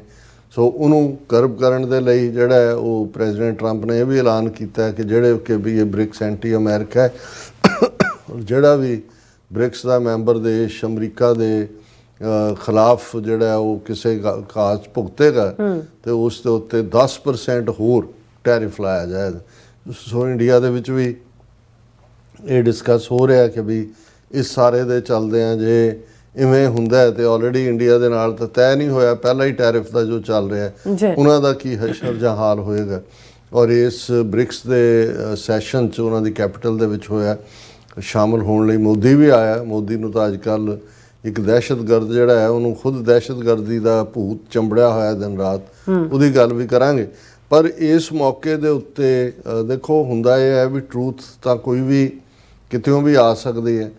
ਔਰ ਜਿਹੜੀ ਈਵਨ BBC ਦੀ ਹਿੰਦੀ ਸਰਵਿਸ ਨੇ ਵੀ ਸਟੋਰੀ ਕੀਤੀ ਜਦੋਂ ਅਜੇ ਮੋਦੀ ਨੇ ਜਾਣਾ ਸੀ ਬ੍ਰਾਜ਼ੀਲ, ਅਜੇ ਆਇਆ ਨੇ। ਬਾਕੀ ਕਈ ਮੁਲਕਾਂ 'ਚੋਂ ਘੁੰਮ ਘਾਮ ਕੇ ਨਿੱਕੇ ਮੁਲਕ ਨੇ, ਜਿੰਨੇ ਇੱਥੇ ਇਕੱਲਾ ਸ਼ਹਿਰ ਹੈ ਉੱਥੋਂ ਕਿਤੇ ਤਮਗਾ ਲੈ ਲੈਂਦਾ ਜੀ, ਮੋਦੀ ਨੂੰ ਆਨਰ ਕੀਤਾ ਸਿਵਲ ਅਵਾਰਡ ਨਾਲ, ਫਲਾਣੇ ਨੇ ਕੀਤਾ, ਢਿਮਕੇ ਨੇ ਕੀਤਾ, ਕਿਉਂਕਿ ਸਾਰੀ ਉਮਰ ਫੇਲ ਹੁੰਦਾ ਰਿਹਾ, ਪੜ੍ਹਿਆ ਹੈ ਹੀ ਨਹੀਂ, ਜਾਲੀ ਡਿਗਰੀਆਂ ਨੇ, ਤੇ ਉਹ ਇੱਦਾਂ ਦੇ ਨੂੰ ਮੈਡਲ ਮੂਡਲ ਲੈ ਕੇ ਉਹ ਜਿਹੜਾ ਅਹਿਸਾਸੇ ਕਮਤਰੀ ਹੁੰਦਾ, ਇਨਫੀਰੀਅਰਟੀ ਕੰਪਲੈਕਸ, ਉਹ ਸੈਟੀਸਫਾਈ ਹੁੰਦਾ। ਪਰ ਜਿਹੜਾ ਮੋਦੀ ਦੀ ਬ੍ਰਾਜ਼ੀਲ ਵਿਜ਼ਿਟ ਤੋਂ ਠੀਕ ਪਹਿਲਾਂ ਬ੍ਰਾਜ਼ੀਲ ਦਾ ਬਹੁਤ ਵੱਡਾ ਇਕੋਨੋਮਿਸਟ ਹੈ ਔਰ ਬ੍ਰਿਕਸ ਨਿਊ ਡਿਵੈਲਪਮੈਂਟ ਬੈਂਕ ਦਾ ਜਿਹੜਾ ਵਾਈਸ ਪ੍ਰੈਜ਼ੀਡੈਂਟ ਰਿਹਾ ਪਾਓਲੋ ਨੋਗੀਰੋ ਬਾਤਿਸਤਾ, ਉਹਨਾਂ ਨੇ ਜਿਹੜਾ ਸੋਸ਼ਲ ਮੀਡੀਆ ਦੇ ਉੱਤੇ ਭਾਰਤ ਨੂੰ ਜਿਹੜਾ ਉਹ ਪੂਰੀ ਤਰ੍ਹਾਂ ਚੈਲੰਜ ਕੀਤਾ। ਔਰ RT ਜਿਹੜਾ ਰਸ਼ੀਅਨ ਸ਼ਾਇਦ ਦੇ ਚੈਨਲ ਹੈ ਉਹਨੂੰ ਉਹਨੇ ਇੰਟਰਵਿਊ ਦਿੱਤਾ ਪ੍ਰੋਫੈਸਰ ਪਾਓਲੋ ਨੇ, ਕਿਉਂਕਿ ਇਹ ਜਿਹੜੀ ਇਹਨਾਂ ਦੀ ਬ੍ਰਿਕਸ ਦੀ ਕਾਨਫਰੰਸ ਇਹ ਰੀਓ ਡੀ ਜਨੇਰੀਆ, ਇਹ ਸਿਟੀ ਹੈ ਬ੍ਰਾਜ਼ੀਲ ਦੀ ਕੈਪੀਟਲ ਹੈ, ਉਹਦੇ 'ਚ ਹੋਈ। ਮੈਂ ਬਹੁਤੀ ਡਿਟੇਲ 'ਚ ਨਹੀਂ ਜਾਵਾਂਗਾ। ਉਹਦੇ 'ਚ ਜਿਹੜੇ ਮੁੱਖ ਤੌਰ ਦੇ ਉੱਤੇ ਉਹਨੇ ਚਾਰਜ ਲਾਇਆ ਪ੍ਰੋਫੈਸਰ ਪਾਓਲੇ ਨੇ, ਉਹਨੇ ਕਿਹਾ ਕਿ ਇਹ ਬ੍ਰਿਕਸ ਦੇ ਵਿੱਚ ਜੇ ਕੋਈ ਸਭ ਤੋਂ ਵੱਡੀ ਪ੍ਰੋਬਲਮ ਹੈ, ਸਮੱਸਿਆ ਹੈ, ਤੇ ਉਹ ਇੰਡੀਆ। ਉਹਨੇ ਕਿਹਾ ਵੀ ਇੰਡੀਆ ਜਿਹੜਾ ਹੈ ਇਹ ਟਰੋਜਨ ਹੋਰਸ ਹੈ।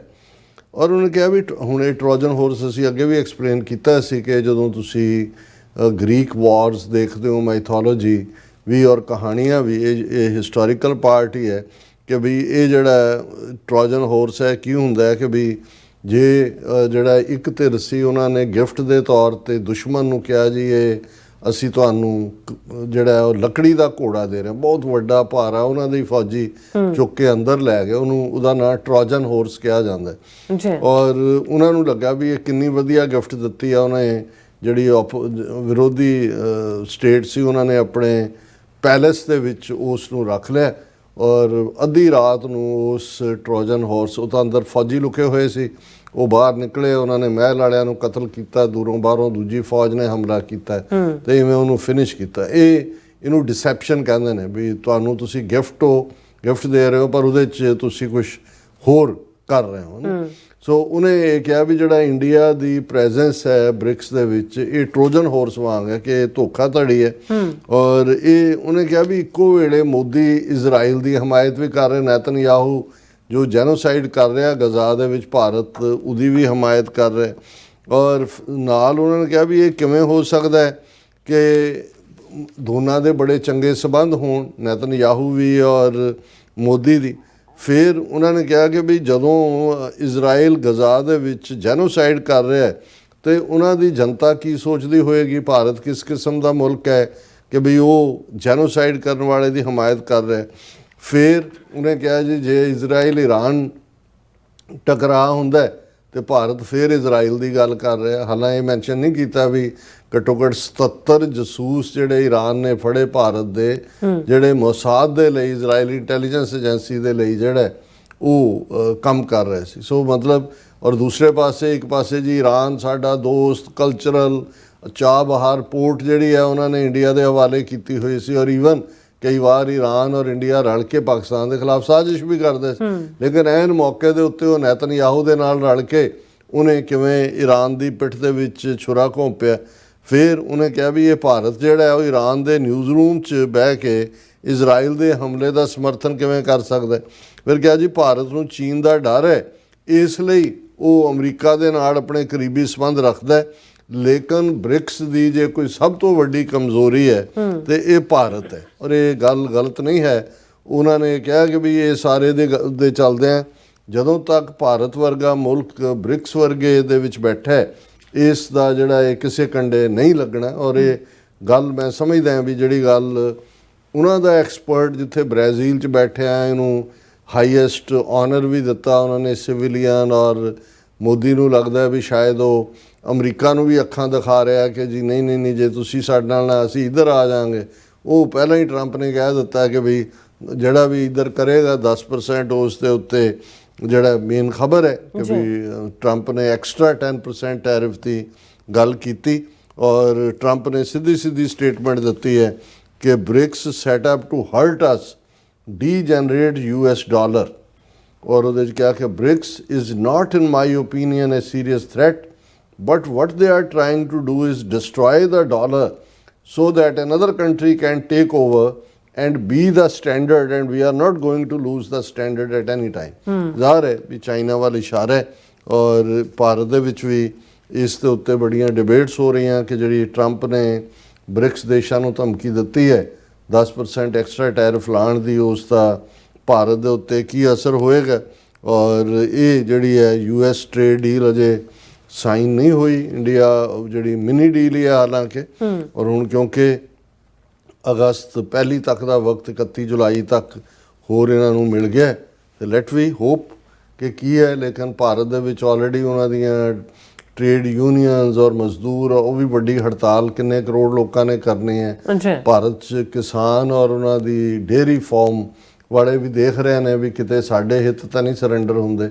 ਸੋ ਇਸ ਸਾਰੇ ਦੇ ਚੱਲਦੇ ਆ ਕਾਫੀ ਜਿਹੜੀ ਹੈ ਉਹ ਪੱਟ ਚਪੱਟ ਵੀ ਹੋ ਰਹੀ ਹੈ, ਉਛਲ ਕੂਦ ਵੀ ਹੋ ਰਹੀ ਹੈ। ਔਰ ਉਹ ਜਿਵੇਂ ਨਿਆਣੇ ਖੇਡਦੇ ਆ ਮਿੱਟੀ ਦਾ ਘਰ ਵੀ ਬਣਾਉਂਦੇ ਨੇ ਫਿਰ ਢਾਹ ਵੀ ਦਿੰਦੇ ਨੇ, ਕਈ ਵਾਰੀ ਸਵੇਰੇ ਟੈਰਿਫ ਲੱਗਦੀ ਹੈ ਸ਼ਾਮ ਨੂੰ ਹਟ ਜਾਂਦੀ ਹੈ। ਸੋ ਸਭ ਕੁਛ ਇਹਦਾ ਡੋਲ ਡਰਮ ਵੀ ਹੈ। ਔਰ ਕਿਤੇ ਨਾ ਕਿਤੇ ਇਹ ਵੀ ਕਹਿ ਲਓ ਜੀ ਟਰੰਪ ਨੇ ਟ੍ਰੈਂਡ 'ਚ ਕਾਨਾ ਪਾਇਆ ਹੋਇਆ ਜਾਂ ਦੁਨੀਆ ਦਾ ਨੂੰ ਜਿਹੜਾ ਉਹ ਟਿਕਾਣੇ ਲਾਉਣ ਦੇ ਲਈ ਆਪਣੀ ਥਾਂ 'ਤੇ ਰੱਖਣ ਦੇ ਲਈ ਜਿਹੜਾ ਉਹ ਆਪਣਾ ਫਾਰਮੂਲਾ ਵੀ ਲਾਇਆ ਹੋਇਆ। ਉਹ ਜਿਵੇਂ ਉੱਥੋਂ ਦੇ 'ਚ ਵੀ ਡਾਕਟਰ ਚੀਮਾ ਨੇ ਕਿਹਾ ਸੀ ਕਿ ਵੀ ਟਰੰਪ ਜੋ ਕਰ ਰਿਹਾ ਹੈ, ਟਰੰਪ ਬਹੁਤ ਸਿਆਣਾ ਹੈ ਔਰ ਆਪਣੇ ਕਾਰਨ ਕਈਆਂ ਨੂੰ ਕਮੜਾ ਲੱਗਦਾ ਹੋਣਾ, ਪਰ ਜਿਵੇਂ ਮੈਂ ਵੀ ਉੱਤੇ 1-to-1 ਗੱਲਬਾਤ 'ਚ ਕਿਹਾ ਕਿ ਵੀ ਡਾਕਟਰ ਰਣਜੀਤ ਸਿੰਘ ਹੋਰਾਂ ਦਾ ਇੱਕ ਪੈਟ ਫਰੇਜ਼ ਸੀ ਜਾਂ ਇੱਕ ਉਹਨਾਂ ਨੇ ਕਿਹਾ ਜੀ ਉਹ ਕੋਈ ਕਹਿੰਦਾ ਵੀ ਸਾਡੀ ਜਿਹੜੀ ਹੈ ਮਾਈ ਕਮਲੀ ਹੋ ਗਈ। ਉਹ ਕਹਿੰਦਾ ਵੀ ਕੀ ਕਮਲੇ ਹੋ ਗਈ, ਕਹਿੰਦਾ ਗੁਆਂਢੀਆਂ ਦੇ ਭਾਂਡੇ ਚੁੱਕ ਘਰੇ ਲਈ ਆਉਂਦੀ ਹੈ। ਤੇ ਉਹਨੂੰ ਦੂਜਾ ਸੁਣ ਕੇ ਉਹਦਾ ਦੋਸਤ ਕਹਿੰਦਾ ਲੈ ਕਮਲਿਆ ਉਹ ਤਾਂ ਸਿਆਣੀ ਹੋ ਗਈ, ਕਮਲੀ ਤਾਂ ਉਦੋਂ ਹੋਏਗੀ ਜਦੋਂ ਆਪਣੇ ਭਾਂਡੇ ਚੁੱਕ ਕੇ ਬਾਹਰ ਸੁੱਟੇਗੀ। ਸੋ ਟਰੰਪ ਕਮਲਾ ਨਹੀਂ ਹੈ, ਟਰੰਪ ਸਿਆਣਾ ਹੈ, ਇਹ ਬਾਹਰਲੇ ਭਾਂਡੇ ਚੁੱਕ ਕੇ ਹੀ ਅਜੇ ਲਿਆ ਰਿਹਾ। ਸੋ ਇਹਦੇ 'ਚੋਂ ਹੀ ਜਿਹੜਾ ਅਸੀਂ ਆਉਣ ਵਾਲੇ ਪੀਰੀਅਡ 'ਚ ਦੇਖਾਂਗੇ ਕਿ ਵੀ ਹੁਣ ਇਹ ਟੈਰਿਫ ਵਾਰ ਖਾਸ ਤੌਰ 'ਤੇ ਇੰਡੀਆ ਦੇ ਹਵਾਲੇ ਨਾਲ ਇਹ ਕਿੱਥੇ ਜਾ ਕੇ ਖੜਦੀ ਹੈ। ਜੀ ਡਾਕਟਰ ਸਾਹਿਬ ਤੁਹਾਡਾ ਬਹੁਤ ਬਹੁਤ ਸ਼ੁਕਰੀਆ। ਸੋ ਇੱਥੇ ਲੈਣੇ ਬ੍ਰੇਕ, ਔਰ ਬ੍ਰੇਕ ਤੇ ਜਾਣ ਤੋਂ ਪਹਿਲਾਂ ਅਸੀਂ ਦਰਸ਼ਕਾਂ ਦੇ ਸਰੋਤਿਆਂ ਨੂੰ ਅਪੀਲ ਤੇ ਬੇਨਤੀ ਕਰਦੀ ਵਿਊਅਰਸ ਹੈ, ਜਿਸ ਤਰ੍ਹਾਂ ਕਿ ਤੁਸੀਂ ਜਾਣਦੇ ਹੋ ਕਿ TV 84 ਇੱਕ ਪੰਥਕ ਚੈਨਲ ਹੈ। TV 84 ਦੀ ਚੜ੍ਹਦੀ ਕਲਾ ਲਈ ਵੱਧ ਤੋਂ ਵੱਧ ਡੋਨੇਟ ਕਰੋ। ਡੋਨੇਟ ਕਰਨ ਲਈ ਸਾਡੀ ਵੈਬਸਾਈਟ tv84.tv ਤੇ ਜਾ ਕੇ ਪੇਪਲ ਦੀ ਵਰਤੋਂ ਕਰਕੇ ਵਨ ਟਾਈਮ ਡੋਨੇਟ ਕਰ ਸਕਦੇ ਹੋ, ਮੰਥਲੀ ਡੋਨੇਟ ਵੀ ਕਰ ਸਕਦੇ ਹੋ। ਤੁਸੀਂ TV 84 ਦੇ ਨਾਮ ਤੇ ਚੈੱਕ ਬਣਾ ਕੇ ਸਾਨੂੰ ਮੇਲ ਵੀ ਕਰ ਸਕਦੇ ਹੋ ਸਾਡੇ ਇਸ ਪਤੇ ਤੇ 36-01 37th Avenue, ਲੌਂਗ ਆਈਲੈਂਡ ਸਿਟੀ, ਨਿਊਯਾਰਕ 11101 USA, ਜਾਂ ਫਿਰ ਤੁਸੀਂ ਸਾਨੂੰ ਫੋਨ ਰਾਹੀਂ ਵੀ ਸੰਪਰਕ ਕਰ ਸਕਦੇ ਹੋ 5167619184। ਤੁਸੀਂ ਸਾਨੂੰ ਈਮੇਲ ਵੀ ਕਰ ਸਕਦੇ ਹੋ info@tv84.tv ਤੇ।